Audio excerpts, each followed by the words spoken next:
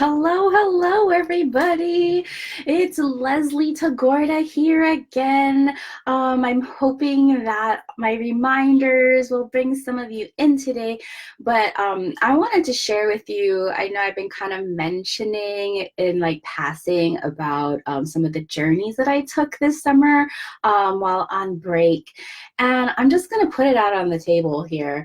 It is no secret that I had been called.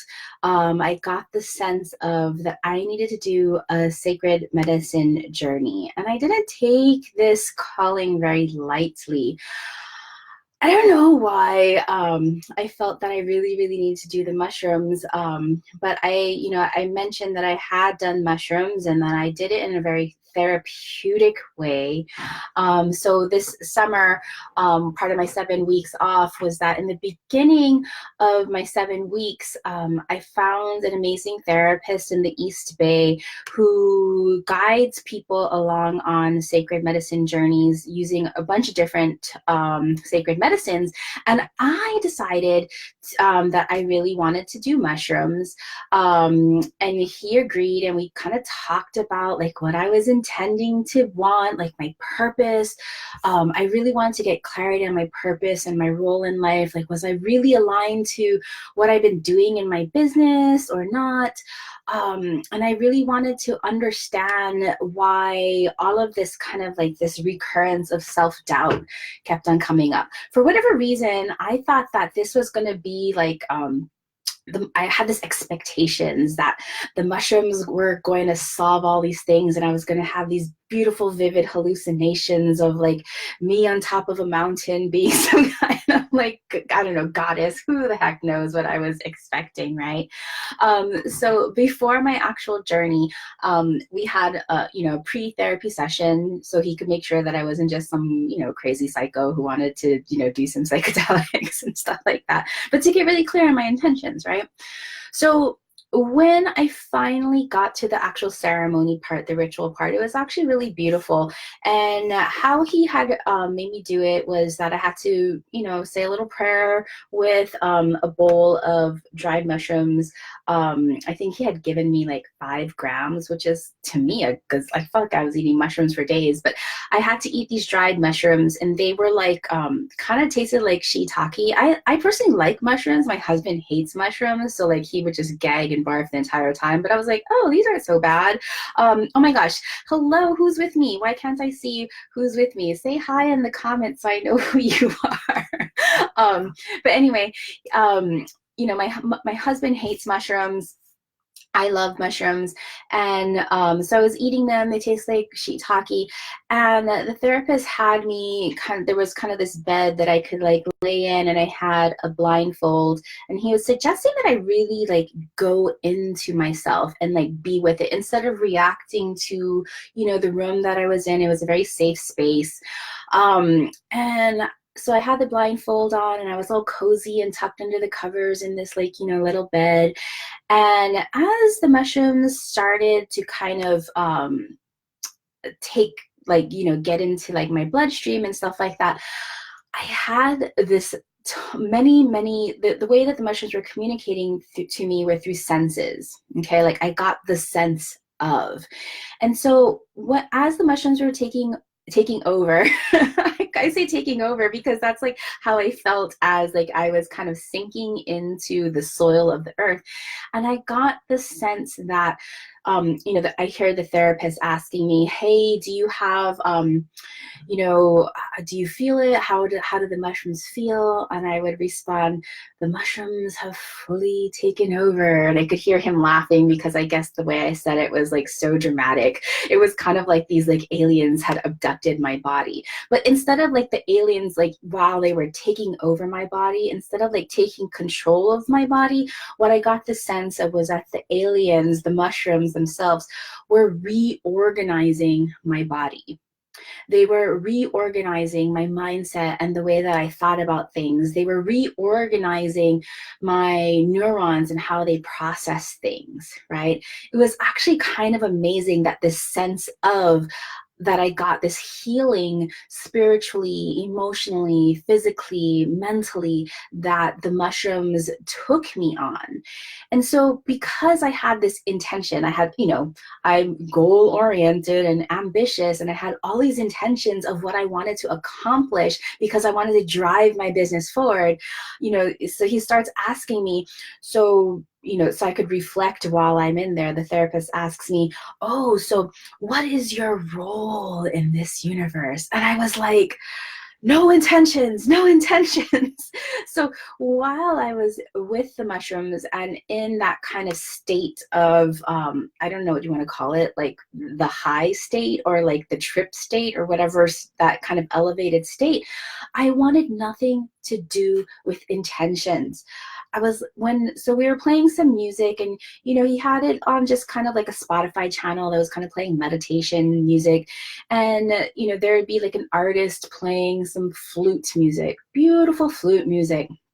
And then another artist would come on, same kind of, the same theme, same kind of flute music, but for whatever reason, the intention of the artist playing bothered me so much. And I was like, get this music off. Like, their intention, for whatever reason, I got the sense that their intention was clouded. Like their intention, and I got the sense of what this meant later about intention being pure or impure. And at the time in the trip, all I could do to define anything was like that person had an impure intention. And I feel like in business, what I had to learn from these impure intentions is that I had impure intentions. Like, my intentions were based on like ego drive. Like, am I going to be popular enough? Do people like me? How can I make more money that's going to just serve me? Right? Like, that's where like some of the ideas of like the unpure intentions going through my mind. Other unpure intentions, like from running the business, was this idea of, I need to do this because somebody told me that I had to do this. So the idea of shoulding, right? I should be doing this.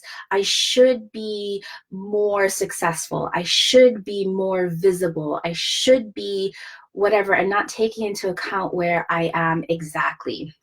So this idea of impure intentions was this huge thing that came for me. While the actual mushroom trip, the experience was more of a catalyst. So during the trip, I was only figuring out there's the difference between pure intentions and impure intentions. And over the weeks that followed, did I finally understand what the difference between pure intentions and impure intentions are. And so now I'm freaking super clear that I need to stop shoulding. I need to stop thinking that I need to be doing my business a certain way because somebody told me. I need to stop putting like unrealistic expectations on myself. And as my business coach just told me on the phone before that, like a lot of the times when we're shoulding and when we're pushing too hard, that this place is coming from a place of scarcity and lack. And oh my gosh, how did I get stuck in that place of scarcity and lack? I worked so hard before to get myself out of it. Spiral journey. Here it is. Leslie, you still have to relearn this lesson. Although you've elevated, yes, this lesson is coming back so that you can learn it and so you can share your experience with others. All right, fine.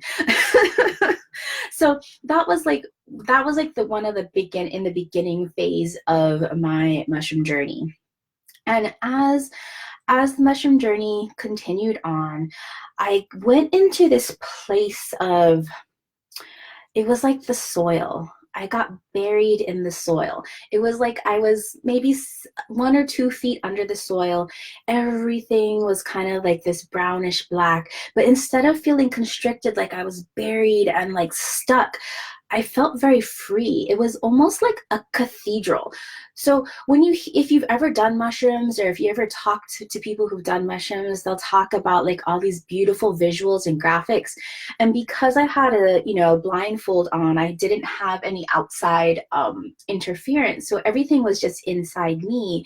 And I literally felt like I was in a cathedral of the universe. And everything that was around me, the soil that I was in, the mushrooms were showing me how the soil works. And I know this sounds really nutty and crazy, but the soil was like so freaking amazing.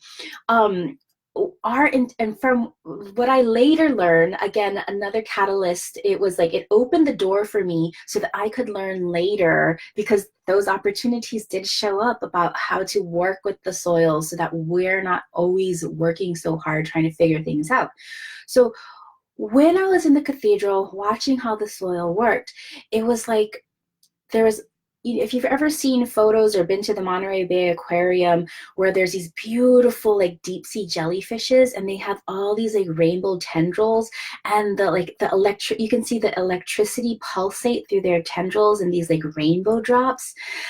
That was what it was like being in the soil. I was witnessing the energy and the communications, like, and the network of the soil moving through beautiful rainbow drops, communicating and like pushing around everything that needed to go around. It was amazing. And, by the way, the mushrooms also gave me the sense that this might be really kind of out there, but the mushrooms gave me the sense that they were the source of consciousness, that they brought consciousness to the earth, that consciousness isn't just belong on the earth, but consciousness belongs to the universe, and wherever the mushrooms go and wherever they create soil is where consciousness is created. Yeah, that sounds really woo-woo way out there, and I freaking 100% believe it. Like, with my entire being and soul, believe that the mushrooms brought consciousness to this earth, and that we, along with all living beings, have embodied these consciousness. What I later learned out after, the mushrooms giving me the sense that the soil takes care of things, and what I've been implementing in my business as of lately is this process called the Soilless Gardens. I learned it from another cohort of mine in my mastermind, and it was totally up my alley about working with nature spirits to have the soil support us in our endeavors. So according to Soilless Gardens, and this woman who kind of coined the term and put the process together, is that nature spirits, the spirits that live in the soil, the spirits that live that we can't see, that surround us, they believe that gardens, whether or not it's a garden that you plant in the soil, like a vegetable garden or a potted garden, or even a project like our business, like all of these are human creations, right? And our job as a human is to create a clear, pure intention of our desires, a purpose, a direction, and a definition of our desire. That is our garden. And as long as we create that intention and that purpose, which, like, sometimes we need help in figuring out what that vision is, right? And I'm always helping my customers really clarify their vision. Once we have that vision, then the soil, we partner with the soil, and the soil takes care of all the how-tos. Yeah, we still have to do the work. We still have to dig. We still have to fertilize. We still have to water. But instead of worrying about how much to water, how much to fertilize, if we ask the soil, if we work in collaboration with the soil, with the nature spirits, they will always guide us as to exactly the strategy and the how-tos. And, funny thing is, like, I've been teaching this in my new moon workshops and my new moon rituals, and, setting your intentions. Don't get stuck up on the how, because oftentimes we jump right to the how, like, oh, I want to, create a course. And instead of just focusing, oh, I want to create on this course that gets this kind of result for this kind of customer, we're like, oh, well, what platform am I going to put it on? How much should it cost? How many weeks does it need to be? And we get so stuck in the hows when we just forget that if we create a very clear intention of what our course is or what our project is supposed to serve, and then we work with the soil, all of the hows will get figured out if we take inspired action. All right. So that was my big takeaway about the soil, right? And then the one thing that in a way got resolved and didn't get resolved was like one of my, intentions, again, going back to these intentions, was like, how do I get over the self-doubt. And in my mind, I had this kind of idea that I had to like get rid of self-doubt. And I know I talked a little bit about this earlier about the thing with the self-doubt that the mushrooms helped me recognize is that we need to be, right? We're so busy sometimes just doing and reacting that we're not being. And all we have to do is be. If I can be with my self-doubt, then I can really befriend my self-doubt, and I can be with it, and I can understand what it's trying to teach me. So earlier I was talking about this, befriending your self-doubt, and in some like Hindu teachings there's this idea of Mara, that is the embodiment of self-doubt, and you invite Mara to tea. Okay. And so when you invite Mara to tea, really, you're not trying to avoid Mara anymore. You're not trying to avoid self-doubt. You're trying to like have, a conversation with self-doubt over tea in this really lovely situation. And self-doubt is saying, hey, Leslie, is your intention pure? Are you shooting again? Are you doing really your best? Are you serving yourself so that you can have the energy to serve others? And, talking about the being, it's like, especially for me as a projector in human design, when I am not 100% upped in my energy, I'm useless and like negativity comes in and self-doubt and all this stuff. So anyway, does anybody have questions? I know that I see one person. Thank you for watching. I don't know who you are. I don't know why I can't see this person. I'm so glad that you're there. I would love to know if you have any questions.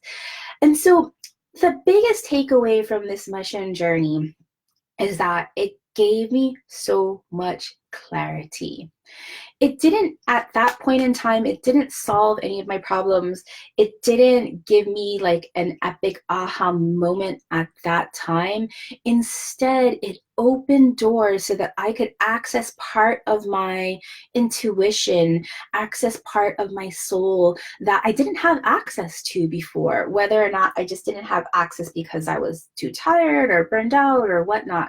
But I really, really love the message of the mushrooms. And, if I have some resources. If somebody's curious, I could refer you to them. And of course, there's the book that Michael Pollan just wrote about how to change your mind. And he kind of documents his travel log of the different psychedelics that he took. But it was really, really wonderful. And I love just kind of having this know-how in my back pocket so that I can serve my customers, I can serve you, and be your guide and help you come to your own personal realizations. Because I love working with women entrepreneurs who know that they have a gift, a vision that they have to share with the world. They're lifetime long learners. They are explorers at heart. They are ready to travel the path unexplored, right? Because they are the explorer. And I love being the navigator for those types of women business owners. So if you want some clarity and things like that, I might have mentioned here, you might have heard me talk about Crystallize, my branding program, my astrology-based branding program. That's going to be coming up in a new format. I'm super excited. I'm fleshing out the details right now. It's still gonna be 12 weeks of content, but spaced out over a span of 6 months. So you have lots of time to integrate, lots of time to form connections in community, and lots of time to spend with me as your guide. I'm really excited how this is going to be turning out and how I can help you get the results that you're looking for in your business so that you can show up as the expert in your field, and so you can show up and define the brand that you are meant to have, like not some just cookie cutter, right? I want to use astrology to gain you clarity, to put your brand map together, because everybody here has a brand map for them personally and or their business. And it's put in the stars, and it's up to us how we get to express that map and how we want to travel along that map. You know, we can take the high road, we can take the easy road, we can take the less traveled road. It just depends on what road you want to take, right? But it's written. You have a treasure map of your business and your life. So anyway, that's all I have to do to share right now. Tomorrow, I'm not sure what I'm going to talk about, but if you have questions about astrology-based branding or anything like that, pop your questions here and give me some fuel for what I might talk about tomorrow at 12:30. All right, thanks for being here with me. Cheers. Bye.